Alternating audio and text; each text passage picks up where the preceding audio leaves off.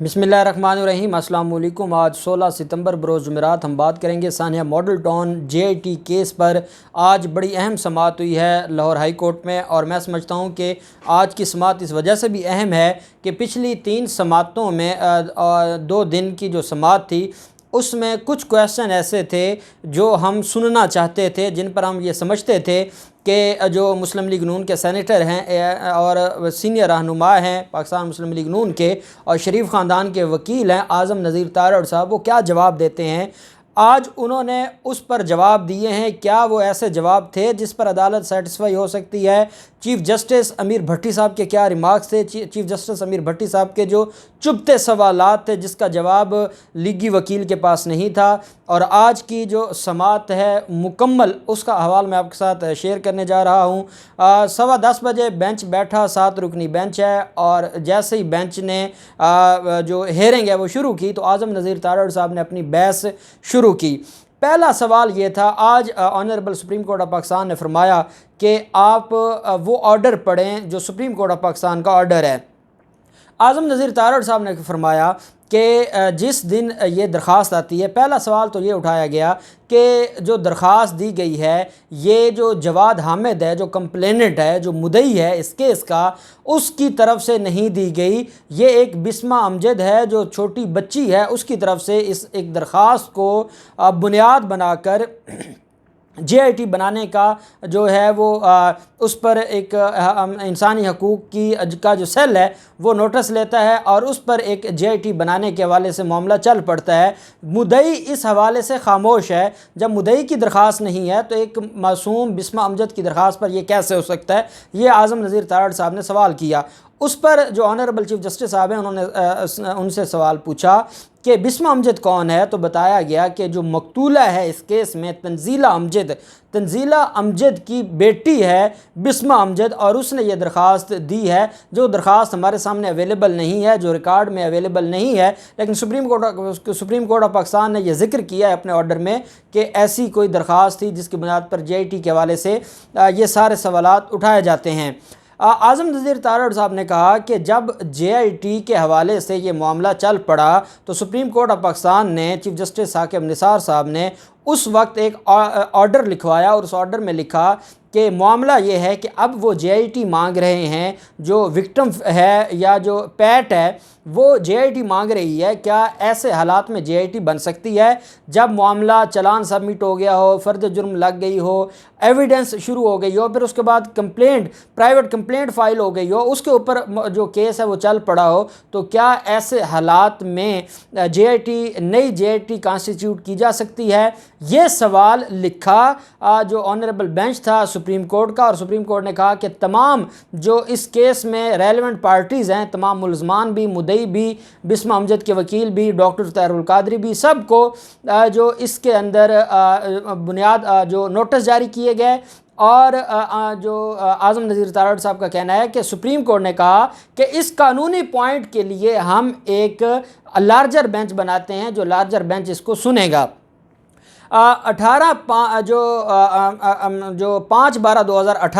5 दिसंबर 2018 के लिए ये केस एडजर्न किया जाता है, और 5/12/18 को इस केस में जो लार्जर बेंच है वो समाअत शुरू करता है। तो आज़म नज़ीर तारड़ साहब कहते हैं कि हम भी वहाँ पर मौजूद थे, और बाकी जो वकील थे वो भी वहाँ पर मौजूद थे। ज़ाहिद हुसैन बुखारी एडवोकेट, जो कि जिनकी अब डेथ हो चुकी है, वो सीनियर वकील हैं, फौजदारी लॉ का उनका एक बड़ा नाम था, तो वो रिप्रेजेंट कर रहे थे कुछ मुलज़मान को। उन्होंने भी अदालत में बहस की।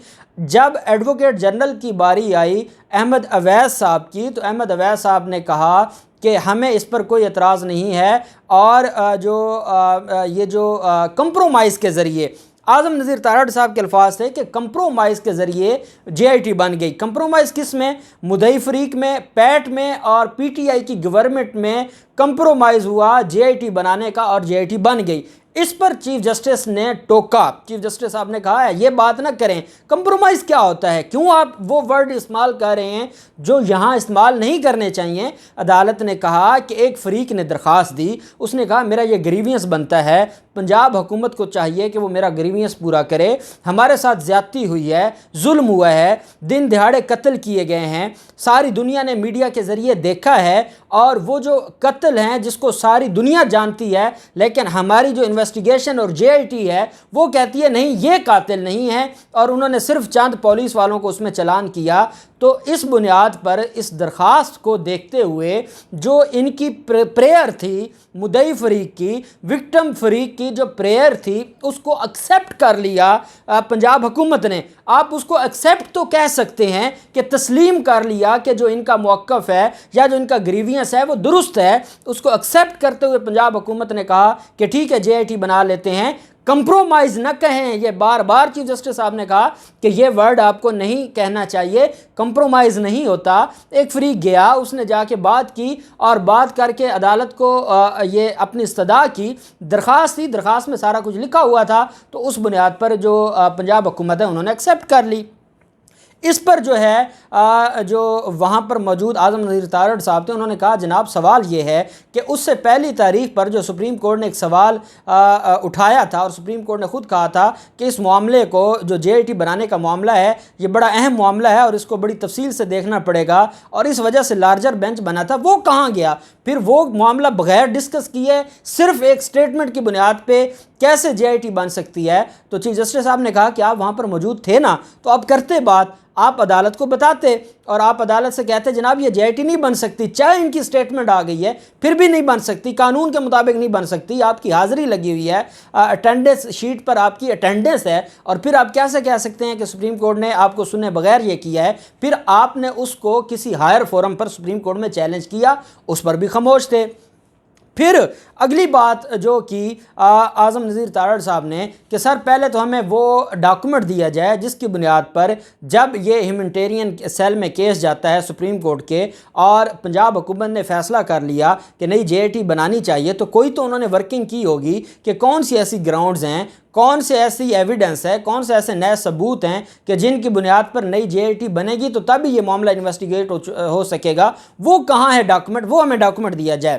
اب اس کا جواب تو ابھی علی ظفر صاحب دیں گے جب ان کی بحث شروع ہوگی، لیکن بطور قانون کا طالب علم میں اس کا جواب ضرور دینا چاہوں گا کہ جب گراؤنڈز ہیں جو اس پٹیشنر کی بسمہ امجد اور پیٹ کی درخواست ہے جس میں انہوں نے روئے عدالت کے سامنے، بسمہ امجد بچی عدالت کے سامنے اور ثاقب نثار صاحب کے سامنے رو پڑی تھی، انہوں نے کہا کہ 2014 میں ایک قتل ہوتا ہے، اس قتل میں جو ڈائریکٹ لوگ ملوث ہیں، جو اس وقت کے ذمہ داران ہیں، انہی کی بنیاد پر، انہی پر مشتمل جو JIT بنا دی جاتی ہے، وہ ہمیں انصاف کیسے دیں گے؟ شامل تفتیش ہونے کے لیے وہ بلاتے تھے، اگر ہم چلے جاتے تو وہ ہمیں تھریٹ کرتے تھے، انہوں نے ہمارے 47 لوگ چلان کر دیے تھے اپنی ایک FIR درج کر کے، تو جناب ان سے کیسے ہمیں ریلیف ملتا؟ میں یہ سمجھتا ہوں کہ پنجاب حکومت اس میں یہ جواب پنجاب حکومت کو دینا چاہیے کہ نئی گراؤنڈز کون سی ہم نے لکھنی تھی، ہمارے سامنے ایک درخواست آئی، ہم نے دیکھا کہ ان کا پوائنٹ ویلڈ ہے، کیونکہ پوائنٹ ویلڈ ہے اس وجہ سے JIT بنانی چاہیے۔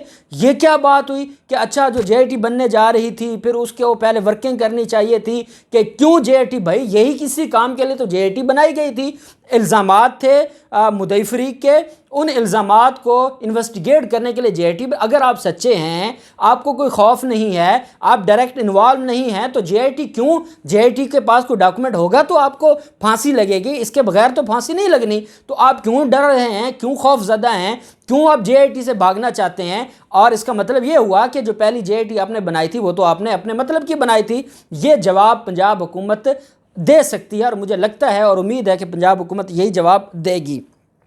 اب اگلا جو معاملہ ہے، عدالت میں یہ کہا گیا کہ جو عدالت نے کہا کہ سپریم کورٹ کا ایک فیصلہ ہے، اس پہ ہائی کورٹ میں آپ کیسے آ سکتے ہیں؟ تو اس پر اعظم نذیر تارڑ صاحب نے دلیل دیتے ہوئے کہا کہ جس دن لاہور ہائی کورٹ کے 3 رکنی بینچ نے ہمیں سٹے دیا تھا اس کے خلاف یہ گئے تھے سپریم کورٹ میں انہوں نے جو گراؤنڈز لیں اس میں یہ کہا کہ جو عوامی تحریک نے جو درخواست دائر کی، عوامی تحریک نے عدالت میں سپریم کورٹ میں یہ کہا کہ سپریم کورٹ کے فیصلے کو اگر پورے ہائی کورٹ کے سارے ججز بیٹھ جائیں تو وہ اس کو نہیں چھیڑ سکتے، یہ کیسے کیا گیا؟ یہ قانون کا کھلواڑ کیا گیا۔ یہ ساری باتیں جو CPLA دائر کی گئی مدعی فریق کی طرف سے سپریم کورٹ میں یہ ساری چیزیں رکھی گئیں۔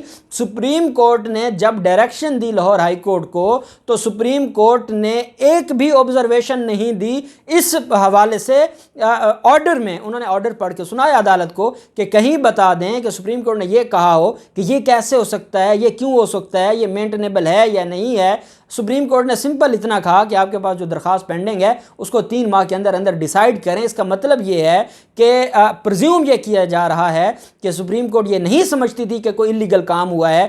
کیونکہ سپریم کورٹ یہ نہیں سمجھتی تھی کہ کوئی انلیگل کام ہوا ہے, اس وجہ سے یہ کوئی انلیگل کام نہیں ہے. لاہور ہائی کورٹ یہ معاملہ سن سکتی ہے. لاہور ہائی کورٹ اس لیے سن سکتی ہے, اس کی مثال دی اعظم نذیر تارڑ صاحب نے کہ جب افتخار چودھری کا دور تھا اس وقت بعض جو وکٹم تھے وہ جاتے تھے اور وہ جا کے ڈائریکٹ سپریم کورٹ کا دروازہ کھٹکھٹاتے تھے. Supreme court F I R درج کرنے کا حکم دے دیتی تھی. تو کیا جب F I R supreme court کے حکم سے درج ہوئی ہے تو اس کے بعد ملزم کے سارے حق ختم ہو گئے؟ کیا وہ اس ایف آئی آر کی جو کنٹینٹس ہیں اس کو چیلنج نہیں کر سکتا؟ ایف آئی آر خارج کروانے کے لیے وہ کویشمنٹ نہیں فائل کر سکتا؟ ایف آئی آر میں بریت کے لیے کیا وہ درخواست فائل نہیں کر سکتا؟ حالانکہ وہ ایف آئی آر ہوئی تھی on the basis of the order of supreme court یا on the basis of direction of supreme court. اس کے باوجود کیا جو ملزم ہے جب ایف آئی آر ہو جائے گی تو اس کے پاس وہ سارے حقوق ہیں. ہم سمجھتے ہیں کہ اگر یہ جے آئی ٹی بنی ہے سپریم کورٹ کے حکم سے ہی بنی ہے تو اس جے آئی ٹی میں اگر کوئی لیگیلٹی ہے, اس پروسیس میں کوئی لیگیلٹی ہے, یا وہ جے آئی ٹی اس ٹائم پر نہیں بن سکتی تو ہم اس کو چیلنج کر سکتے ہیں. یہ گراؤنڈ بھی اعظم نذیر تارڑ صاحب نے عدالت کے سامنے پیش کی. پھر جب یہ معاملہ آگے چلا تو جو آنریبل بینچ ہے, جسٹس عالیہ نیلم صاحبہ, جسٹس ملک شہزاد صاحب اور جسٹس سرفراز ڈوگر صاحب, ان 3 آنریبل جو ججز ہیں انہوں نے برہمی کا اظہار کیا کہ جو منٹس آف دی میٹنگ ہیں 5/12/2018 کو سپریم کورٹ نے فیصلہ دیا. سپریم کورٹ میں فیصلہ ہو گیا اسٹیٹمنٹ کی بنیاد پر جے آئی ٹی کا. اس کے بعد 1 ماہ کے ڈیلے سے 3 جنوری 2019 کو جے آئی ٹی بنائی جاتی ہے اور اس کا جو کیبنٹ اپروول ہے وہ دی جاتی ہے 14 ماہ کے بعد. اعظم نذیر تارڑ صاحب کہتے ہیں کہ 14 ماہ کے بعد اپروول دی جا رہی ہے کیونکہ معاملہ لاہور ہائی کورٹ میں چل پڑا تھا, کویشچن آف لا ارائز ہو گئے تھے. اس وجہ سے جو کیبنٹ ہے انہوں نے اس کو, کیونکہ کیبنٹ کے پاس اختیار ہے کہ وہ اپنے پرانے 1 سال 2 سال پہلے کے کسی بھی اقدام کو جو اس کے اوپر اس کی منظوری دے سکتے ہیں. کام پہلے ہو جاتا ہے, منظوری بعد میں ہو سکتی ہے. یہ جو ہمارے اسمبلی کے جو رول آف بزنس ہیں اس میں موجود ہے. تو انہوں نے کہا کہ ہو تو سکتا ہے لیکن یہ غیر قانونی ہے. انہوں نے جان بوجھ کے اس کو ڈیلے میں رکھا اور جب لاہور ہائی کورٹ نے ان سے سوال کیا تو یہ اس کے جواب میں یہ منٹس تیار کر کے لائے. اب وہ منٹس مل نہیں رہے تھے. اب 2 رٹیں ہیں, ایک الگ جو پٹیشن ہے, اتنی موٹی موٹی فائلیں ہیں, دوسری طرف الگ پٹیشن ہے. اب پنجاب حکومت کہتی ہے, پنجاب حکومت کے جو وہاں پر وکیل تھے انہوں نے کہا جناب ہم نے جمع کروا دیے ہیں. جسٹس عالیہ نیلم صاحبہ, آنریبل جج ملک شہزاد صاحب اور سرفراز ڈوگر صاحب, انہوں نے فرمایا, برہمی کا اظہار کیا کہ آپ نے وہ کاغذ ہی نہیں لگائے, وہ کاغذ کدھر ہے, وہ فائل کدھر ہے. اب وہ انہوں نے کہا کہ آپ نے لگائے نہیں ہیں, آپ نے صرف چیف جسٹس صاحب کی ایک فائل میں لگے ہیں, باقی لگے نہیں ہیں. وہ کہتے تھے ہم نے لگائے ہیں. خیر 10 سے 15 منٹ اسی پہ لگ گئے اور اس کے بعد ثابت یہ ہوا کہ دوسری فائل میں وہ لگے ہوئے تھے. جب وہ لگے ہوئے تھے تو اس میں جے آئی ٹی کا جو ورڈ ہے کہاں لکھا ہے کہ یہ جے آئی ٹی جو بنائی گئی ہے یہ اس سپریم کورٹ کے آرڈر کے تحت بنائی گئی ہے, یہ نہیں ہے. اس پر بھی آبجیکشن آیا اور ابھی جواب مانگا جائے گا پنجاب حکومت سے. جے آئی ٹی کا جو نوٹیفیکیشن ہے اس میں پنجاب حکومت یہ نہیں لکھتی کہ یہ بنائی گئی ہے سپریم کورٹ کی ڈائریکشن سے یا سپریم کورٹ میں فلاں کیس چل رہا تھا اس کی مد نظر رکھتے ہوئے بنائی گئی. یہ سمپل جے آئی ٹی کا نوٹیفیکیشن ہے.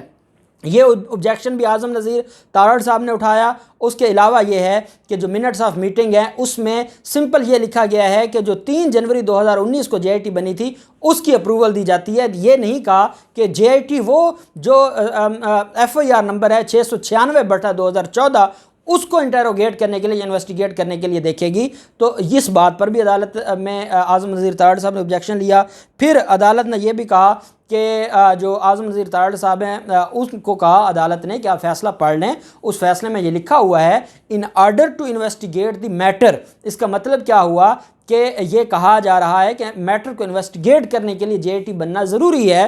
تو ورڈ تو آ گیا, اس میں یہ ذکر تو آ گیا کہ جے آئی ٹی اس لیے بنائی جا رہی ہے کہ معاملے کو انویسٹیگیٹ کرنا ہے. تو لاہور ہائی کورٹ نے کہا کہ یہ جو معاملہ ہے یہ سارے کا سارا معاملہ ہو سکتا ہے جو لاہور ہائی کورٹ کے اور میں ایک بات سمجھاؤں کہ چیف جسٹس صاحب یہ ایک جنگ لڑ رہے ہیں. اس کی وجہ کیا ہے؟ کتنا پرانا کیس ہے, پھر اس میں اتنے لیکیوناز ہیں, پولیس نے اس کیس کو تباہ و برباد کرنے میں جتنی کوشش کی جا سکتی تھی کی ہے.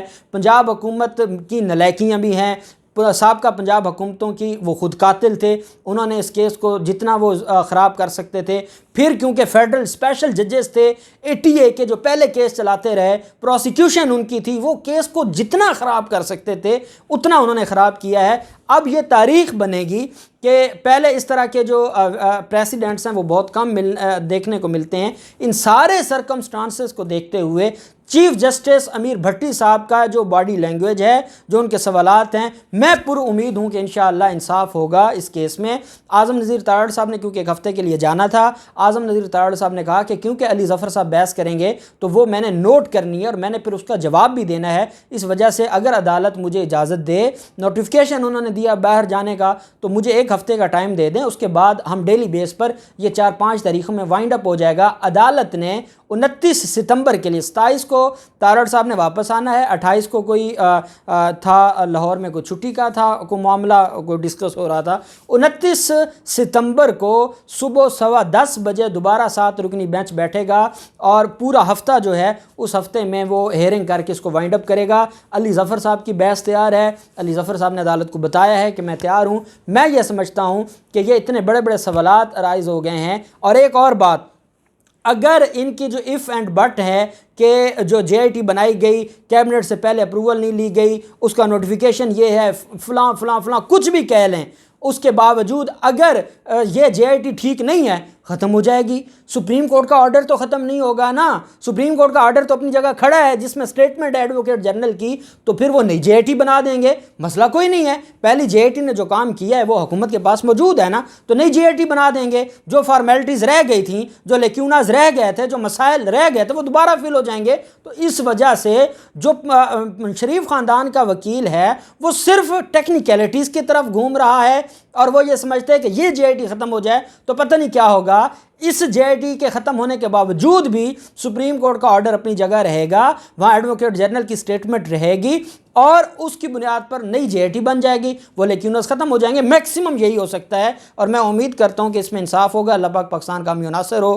بہت شکریہ. اللہ حافظ. پاکستان زندہ باد.